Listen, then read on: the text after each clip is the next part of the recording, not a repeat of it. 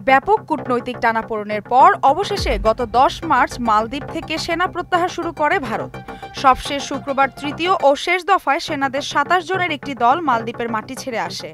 এর আগে গত মঙ্গলবারের মধ্যে 51 জন সেনা প্রবাল দ্বীপের দেশটি থেকে ভারতে ফিরে আসে। বেঁধে দেওয়া সময়সীমার মধ্যেই ভারত তাদের সেনাদের নিজ দেশে ফিরিয়ে নিয়েছে। এর মাধ্যমে সেনা মোতায়েন নিয়ে দক্ষিণ এশিয়ার প্রতিবেশী দেশ দুটোর মধ্যে যে অন্তঃসারশূন্য সম্পর্কের সৃষ্টি হয়েছিল, এর মাধ্যমে সেই উত্তেজনার অবসান হলো।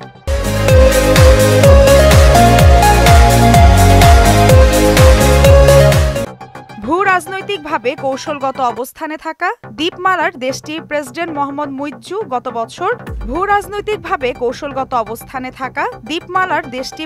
মোহাম্মদ মুইজ্জু গত বছর ভারতের সঙ্গে সম্পর্কের চির ধরাতে নির্বাচনী প্রচার কাজ চালিয়ে ক্ষমতায় আসেন। পরবর্তীতে সম্পর্ক গাঢ় করার প্রত্যয়ে বেইজিংমুখী নীতি গ্রহণ করেন তিনি। ক্ষমতায় এসে প্রেসিডেন্ট মোহাম্মদ মুইজ্জু তার দেশের সীমান্ত পাহারায় সহায়তা করার জন্য মোতায়েন করা ভারতীয় সেনাদের প্রত্যাহারের দাবি জানান।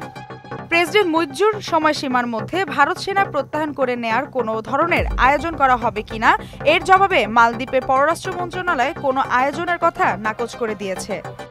এর আগে মালদ্বীপের সাবেক প্রেসিডেন্ট মোহাম্মদ নাশিদের সম্মতির ভিত্তিতে দেশটিতে 89 জন ভারতীয় সেনা মোতায়েন করেছিল ভারত।